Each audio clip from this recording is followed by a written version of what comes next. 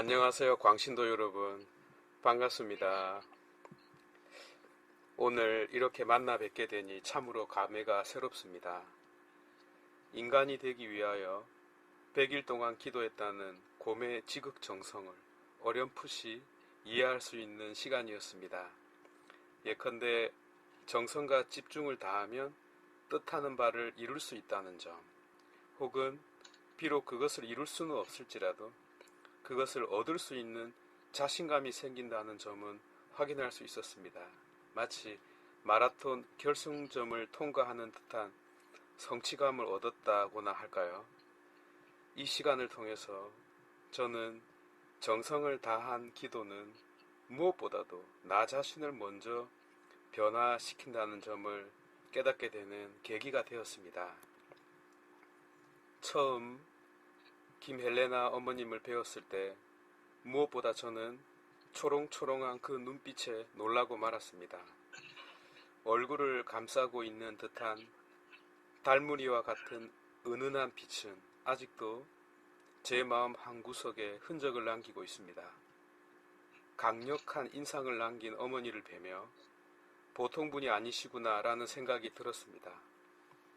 그러고 보니 실제로 콘스탄티누스를 위대한 대제로 이끈 분이 헬레나 성녀였고, 로마를 그리스도교 신앙으로 찬란하게 옷 입힌 분 또한 헬레나 성녀였음이 떠오릅니다. 또 무엇보다 그리스도에 대한 신앙으로 불타올랐던 분이셨던 것처럼 어머니 헬레나께서도 한평생 신앙으로 사셨고, 자녀분들도 그 은총 속에서 살도록 당신이 그렇게 사신 분이라는 확신이 들었습니다. 분명 하느님께서는 어머니 헬레나를 흐뭇해 하실 것이고, 한평생 당신 안에서 사신 헬레나를 어여삐 보시어 틀림없이 그 자녀분들에게도 크나큰 축복을 주시리라는 것을 믿어 의심치 않습니다. 또 아버지 모이세는 어떠한지요? 저는 따님들의 이야기를 들으면서 역시 출애굽의 지도자 모이세를 떠올리지 않을 수 없었답니다. 그 모습은 마치 아브라함이 의인 한 명을 위해서 기도했던 것처럼 백성을 위해서 자비를 베풀어 달라고 기도하는 그것과 전혀 다르지 않음을 느꼈습니다. 실제로 모세는 은근히 자상한 아버지였습니다. 민수기 13장에 이스라엘을 정찰한 이들이 키가 큰 나필족들, 네피림들이 살고 있음을 보고 가나안 정복이 불가하다고 보고합니다. 이에 이어지는 14장에서 이스라엘 백성들은 불만을 터뜨리며 반란을 일으킵니다. 차라리 이집트 땅에서 죽어버렸으면, 아니면 이 광야에서라도 죽어버렸으면 이라고 탄식하면서 어쩌자고 우리를 이 땅으로 데려오셔서 칼에 맞아 쓰러지고 아내와 어린 것들은 노획물이 되게 하시는가? 차라리 이집트로 돌아가자면서 반란을 일으키죠. 이에 모세는 회중 앞에서 얼굴을 땅에 대고 엎드려 그들을 설득합니다. 그곳은 젖과 꿀이 흐르는 좋은 땅이고 주님께서는 그 땅을 우리에게 주실 것이라고 말입니다. 그러나 그들은 돌을 던져 죽이려고 하죠. 하느님의 권능을 자기들 눈으로 직접 보았음에도 불구하고 믿음이라곤 찾아볼 수 없는 그들에게 하느님은 분노하십니다. 흑사병으로 쓸어버리겠다는 것이었습니다. 그러나 모세는 세 가지 내용으로 기도합니다. 당신이 지난날 직접 이집트에서 구해내신 백성이니 구원해 달라는 것이 그 처음이고, 현재는 불기둥과 구름기둥으로 보호하고 있는 당신의 백성이니 건져 달라는 것이 그 다음이고, 내일의 사태, 곧 흑사병으로 이들을 죽이면 세상 민족들에게 웃음거리가 되리라는 점, 다시 말해 구원한답시고 광야에 끌고 나와서 죽여버린 꼴이 되면 열방의 조롱만 받게 되리라는 것이 그 마지막으로서 모세는 하느님을 설득합니다.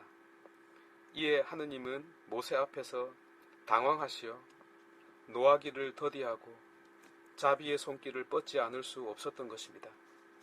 하늘까지도 감동시키고 설득시킨 모세의 마음입니다. 탈출기 32장에서도 아론을 중심으로 이스라엘 백성들이 숫송아지를 만들었을 때에도 모세는 아브라함에게 하신 약속을 또 올리게 만들어 하느님으로 하여금 재앙을 거두게 하지 않습니까? 한결같이 든든한 어머니와 자상한 아버지의 모습이 마치 헬레나 성녀와 모세의 모습으로 겹쳐 보이지 않는지요. 어린 새가 어미새의 날개짓을 본뜨듯이 우리가 본받고 모방할 수 있는 모범이 있다는 것, 그것도 가까이 있다는 것은 얼마나 큰 축복인지 모릅니다. 그러하오니 어머니의 신앙과 아버지의 마음을 항상 가슴에 새기며 모든 시련을 이겨내시기 바랍니다. 나아가 오늘은 교회사에서 결코 건너뛸 수 없는 한 분을 기억하는 날인데요. 그분은 교회사 최초의 평신도 교부인 유스티노입니다. 이 교부 전에는 사도들의 가르침을 이어받고 그 가르침을 살고 복음을 전파하는 것이 거의 전부였다고 해도 과언이 아닙니다.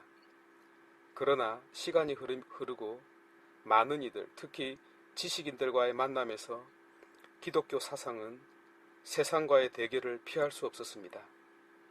이제는 신앙을 설명해야 했고 그들의 종교와 논쟁해야 했으며 자신들의 신앙을 살아내야 하는 과제를 맞닥뜨리게 된 것입니다. 이 시점에서 유스티노의 출현은 갑옷을 입고 말에 올라탄 기독교 전사들의 신호탄이 되었다 하겠습니다.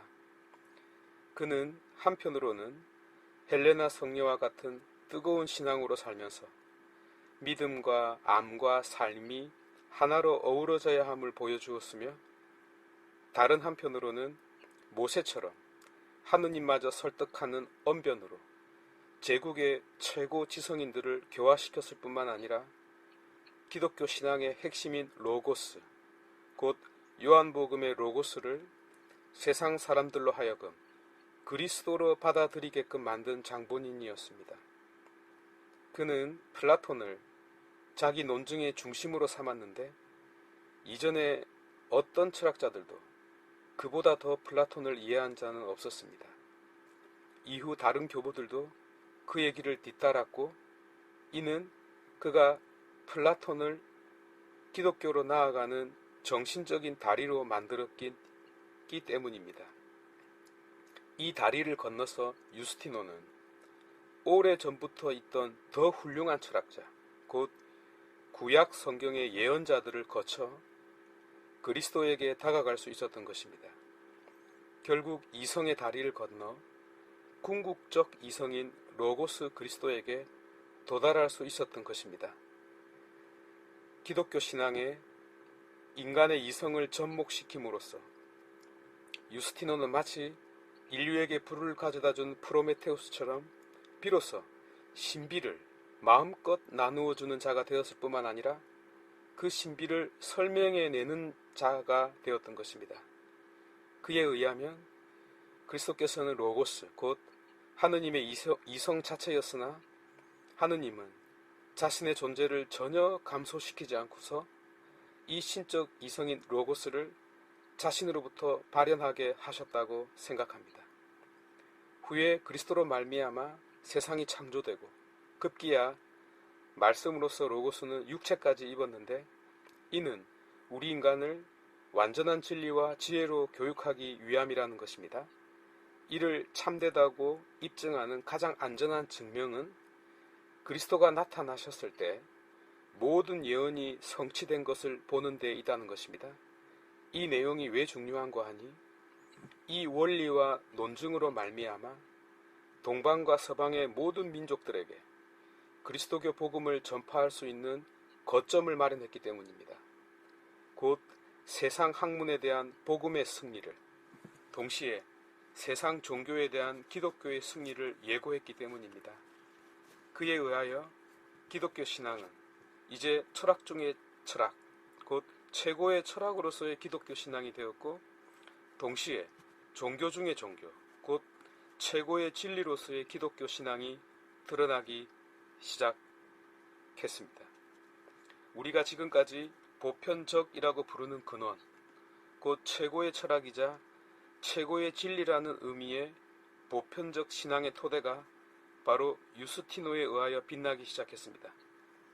그는 165년 마르쿠스 아우렐리우스 황제의 박해 때에 그리스도를 위하여 박해를 받고 구원에 이르는 것이 나의 소원이며 이 고문의 고통은 그분에게 나아갈 때 자신감을 줄 것입니다 라는 말을 마지막으로 월계관을 쓰게 됩니다. 그와 비슷한 철학자이자 법률가였던 라틴 교부 테르툴리아노가 세멘 에스트 상구이스 크리스티아노룸, 그리스도인의 피는 한 알의 씨앗이다 라고 말했던 것처럼, 또한 박해자들을 향하여 여러분이 우리를 단죄하면 하느님은 우리에게 무죄를 선고하신다 라고 말했던 것처럼, 철학자여 순교자인 유스티노는 다른 모든 교부들이 의식적으로나 무의식적으로 따라야 했던 하나의 모범이 되었습니다. 또 마음으로 믿어 의로움을 얻고 입으로 고백하여 구원을 얻습니다 라는 사도 바오로의 로마서 10장 10절의 말씀처럼, 나아가 젊은 디모테오에게 성경 읽기와 권고 그리고 가르침에 열중하시오라는 디모테오 전서 4장 13절의 말씀처럼 유스티노는 한평생을 읽는 바를 믿고 믿는 바를 가르치며 가르치는 바를 몸소 실천한 신앙인이 되었습니다. 하여 저는 가톨릭 신앙이 언제나 이해하기 위하여 믿고 믿기 위하여 이해하는 신앙, 곧 이성적 신앙이라는 사실을 강조합니다. 동시에 육화된 그리스도에 터하여 그 인간을 중심으로 삼는 육의 신앙이면서 인간의 내면을 향하는 감성적 신앙임을 아울러 강조합니다. 하여 신과 인간, 정신과 육신, 마음과 감정, 하늘과 땅, 피안과 차안, 신학과 철학, 신앙과 과학, 믿음과 삶, 형이상학과 형이하학, 어느 것도 소홀할 수 없음을 강조하는 바입니다. 이 원리를 주장하는 근거는 기독교 신앙이 이성을 침묵시키지 않고 이 세상을 배제하지 않기 때문입니다. 바로 이것이 세상을 미워하지 않고 세상을 사랑하신 하느님의 계획이었고, 인간을 저버리지 않으시려 오히려 하느님이심을 저버리고 우리와 똑같은 육을 취하시고 우리를 위하여 십자가에 못 박히신 그리스도의 선택이었기에, 나아가 홀로 위대한 영광에 취하지 않고 우리와 함께 하심을 유일한 기쁨으로 삼으시는 성령의 뜻이었습니다.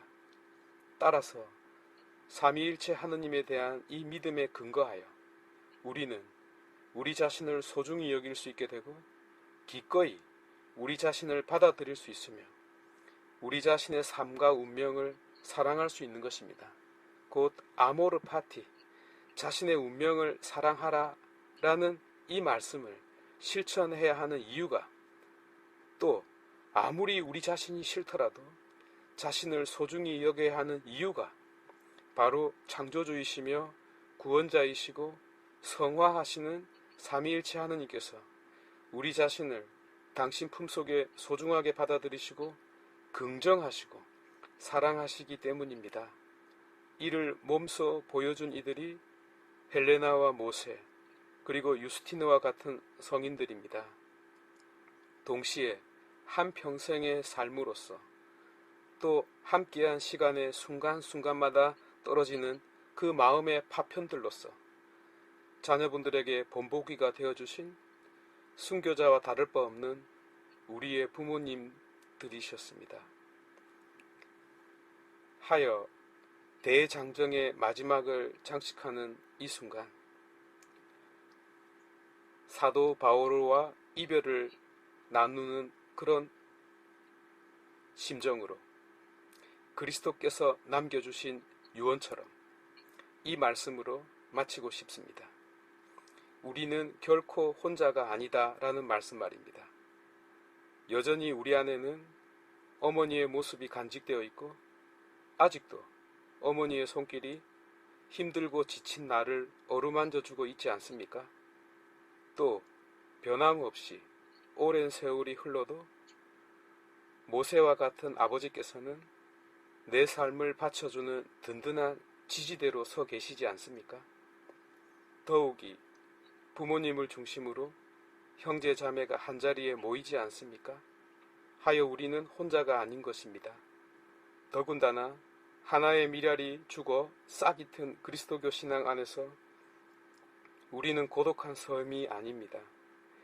우리를 위하여 당신 자신을 온전히 내어주신 그리스도의 사랑 안에서는 더더욱 혼자일 수 없습니다. 우리 존재의 깊은 곳에는 근원적으로 하느님께서 계시고 언제까지나 우리를 찾아오시는 신랑이신 그리스도가 있습니다. 우리가 거하는 곳 어디서나 우리를 감싸고 계시는 성령이 계십니다.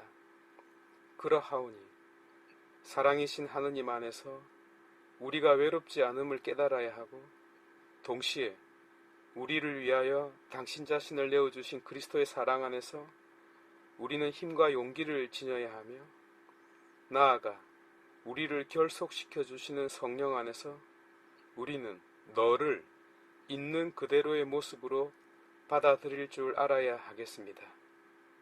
그것이 오늘 그리스도께서 마지막으로 남겨주신 사랑, 하나됨의 의미가 아닌가 싶습니다.